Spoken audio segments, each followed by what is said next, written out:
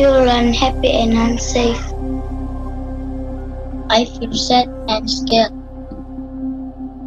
I feel like a homeless kid hunting for a place to shelter.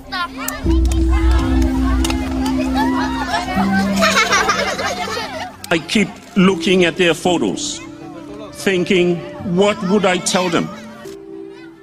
Climate change means my home island is sinking and I will not have a home in the future. Tuvalu adalah sebuah negara kecil dari gugusan pulau di Oseania yang terdiri dari 9 atol karang dan berada terpencil di Samudra Pasifik Selatan. Tuvalu termasuk salah satu negara paling terisolasi dan paling jarang dikunjungi di dunia. Hanya beberapa orang saja yang datang ke negara ini setiap tahunnya, dikarenakan sulitnya akses dan terbatasnya fasilitas yang ada.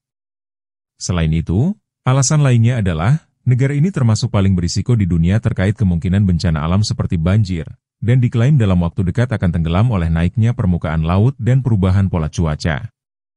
Kondisi ini menjadi sangat jelas, terutama setelah 2 dari 9 pulau di Tuvalu sudah hampir tenggelam ditelan oleh kenaikan air laut dan erosi pantai yang terjadi. Hal ini juga menyebabkan pertanian menjadi sulit, sehingga konsumsi makanan olahan dan berlemak telah menjadi hal yang lumrah. Akibatnya, Tuvalu menjadi salah satu negara dengan obesitas tertinggi di dunia, dengan sekitar 60% warganya merupakan penderita obesitas. Negara yang tidak memiliki banyak sumber daya alam ini, ditetapkan sebagai negara paling tidak berkembang oleh Perserikatan Bangsa-Bangsa. Di mana perekonomian terpencil Tuvalu hanya didominasi oleh sektor publik, lisensi penangkapan ikan dan pemasaran nama domain internet, serta bantuan asing yang dapat memberikan kontribusi terhadap pendapatan pemerintah.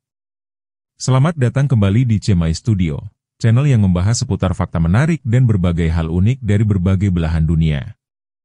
Di perjalanan kali ini, kita akan membahas lebih jauh tentang negara Tuvalu, kehidupan masyarakatnya, dan semua aspek yang mungkin bisa memberikan informasi positif serta menambah wawasan bagi kita semua.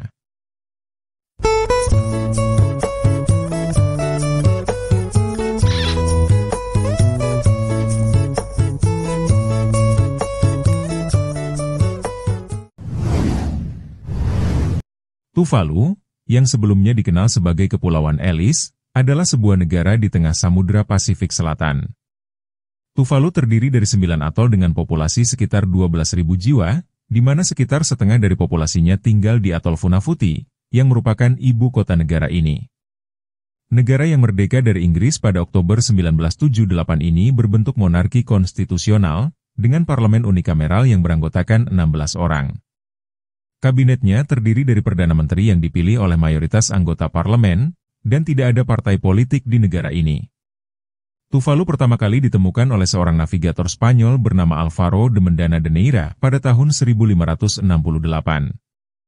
Pada sekitar abad ke-19, negara ini kemudian berada di bawah pengaruh Inggris Raya, dan merdeka serta berganti nama menjadi Tuvalu pada tahun 1978. Negara kecil ini hanya memiliki luas total lebih kurang 26 km persegi saja, tidak lebih besar dari luas sebuah kecamatan di Bogor yaitu Kecamatan Bojonggede, yang luasnya sekitar 28 km persegi, menjadikan negara ini sebagai negara terkecil keempat setelah Vatikan, Monaco, dan Nauru.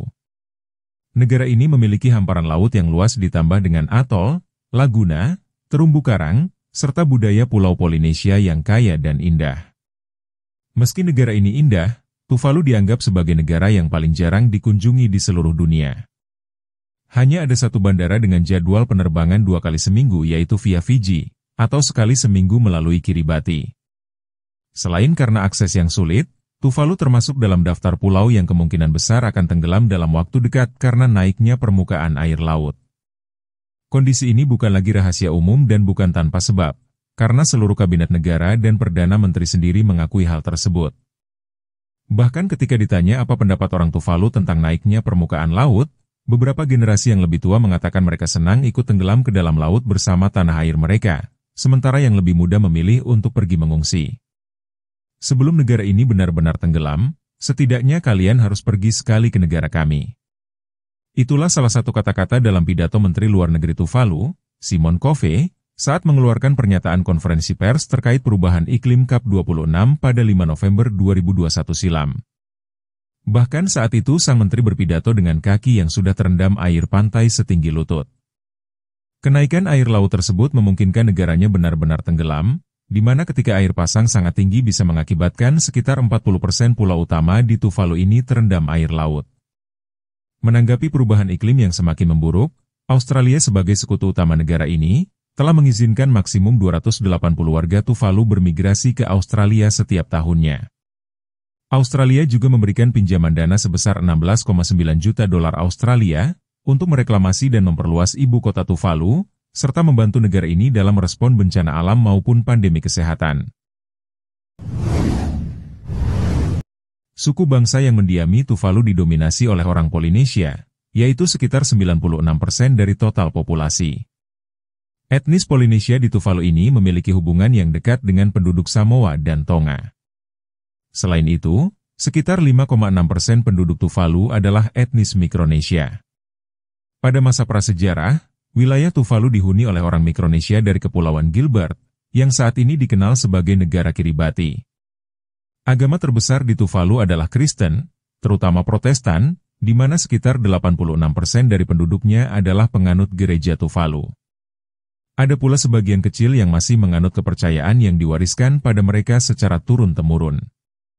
Bahasa Tuvalu dan Inggris merupakan bahasa sehari-hari di negara ini, sedangkan untuk mata uang yang digunakan adalah dolar Australia.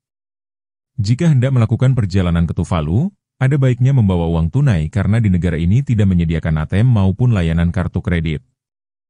Meskipun tingkat kemiskinan absolut di Tuvalu terbilang cukup rendah, yaitu sekitar 26% dari total penduduknya yang hidup di bawah garis kemiskinan, namun Tuvalu termasuk negara tertinggal yang kurang berkembang, dengan PDB peringkat terakhir dari 197 negara di dunia. Perekonomian Tuvalu terpuruk karena keterpencilan dan kurangnya skala ekonomi, di mana hampir satu-satunya pekerjaan di pulau ini yang memberikan upah atau gaji tetap adalah di pemerintahan. Perikanan skala kecil secara tradisional menjadi kegiatan ekonomi utama warga Tuvalu, terutama di lepas pantai ibu kota Funafuti. Sementara pemasukan dari sektor pertanian tidak terlalu menjanjikan, dan hanya sedikit masyarakat yang mengandalkan hidup dari pertanian. Ini disebabkan keterbatasan lahan, dan kondisi tanah di Tuvalu yang kurang baik dengan tingkat keasinan yang tinggi, serta intensitas banjir yang kerap terjadi membuat sektor pertanian menjadi sulit. Namun uniknya, tidak ada kesenjangan yang signifikan antara orang kaya dan orang miskin di negara ini. Selain keterbatasan makanan segar, penduduk Tuvalu juga memiliki akses terbatas terhadap air bersih, di mana air minum semakin langka dan terkadang harus diimpor. Mereka sepenuhnya hanya mengandalkan air bersih dari simpanan air hujan, untuk memenuhi kebutuhan sehari-hari. Meski dalam kondisi ekonomi yang terbatas, pemerintah di negara ini masih tetap berusaha memperhatikan pendidikan bagi warga negaranya. Di Tuvalu, sekolah diwajibkan bagi semua anak berusia 6 hingga 16 tahun, tanpa dipungut biaya alias gratis, dan setiap pulau memiliki fasilitas pendidikan serta guru meski jumlahnya tidak terlalu banyak.